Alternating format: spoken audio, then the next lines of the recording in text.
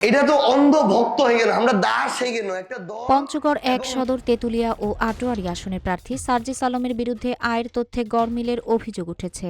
নির্বাচন কমিশনে জমা দেওয়া হলফনামায় তিনি বার্ষিক আয় দেখিয়েছেন ৯ লাখ টাকা, তবে আয়কর নথিতে সেই আয়ের অঙ্ক প্রায় ৩ গুণের বেশি। ২০২৫-২৬ কর বর্ষের আয়কর রিটার্ন অনুযায়ী সার্জিস আলমের বার্ষিক আয় ২৮,৫,০০০ টাকা, অথচ হলফনামায় প্রদর্শিত আয়ের সঙ্গে ওই তথ্যের স্পষ্ট অসঙ্গতি রয়েছে বলে উল্লেখ করা হয়েছে একাধিক প্রতিবেদনে।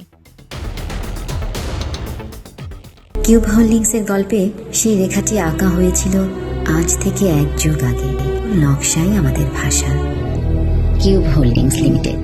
আয়ের পাশাপাশি সম্পদের হিসাবেও গড়মিলের অভিযোগ উঠেছে। আয়কর রিটার্নে তার মোট সম্পদের পরিমাণ দেখানো হয়েছে ৩৩,৭৩,০০০ টাকা, তবে হলফনামায় উল্লেখ করা অস্থাবর সম্পদের পরিমাণ প্রায় ৫,৬১,০০০ টাকা। এর মধ্যে নগদ অর্থ, ব্যাংক জমা, ইলেকট্রনিক সামগ্রী ও আসবাবপত্রের মূল্য উল্লেখ করা হয়েছে।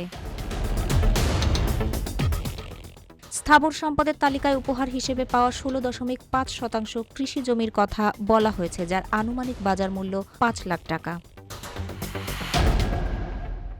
নির্বাচনী ব্যয়ের বিবরণীতে সার্জিস আলম উল্লেখ করেছেন ৪ জন শুভাকাঙ্ক্ষীর কাছ থেকে ১১ লাখ টাকা উপহার পাওয়ার আশা করছেন। পাশাপাশি একজন ব্যক্তির কাছ থেকে ২ লাখ টাকা ঋণ নেয়ার কথাও জানান তিনি। শ্বশুর শাশুড়ি এবং চাচা মামাদের কাছ থেকে উপহার হিসেবে অর্থ পাওয়ার তথ্য রয়েছে, যদিও টাকার অঙ্কে কিছুটা অস্পষ্ট।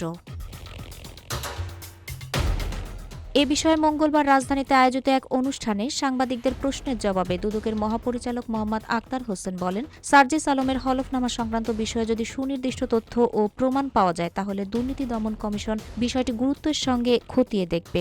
প্রমাণের ভিত্তিতে আইন অনুযায়ী প্রয়োজনীয় ব্যবস্থা নেওয়া হবে বলেও জানান তিনি।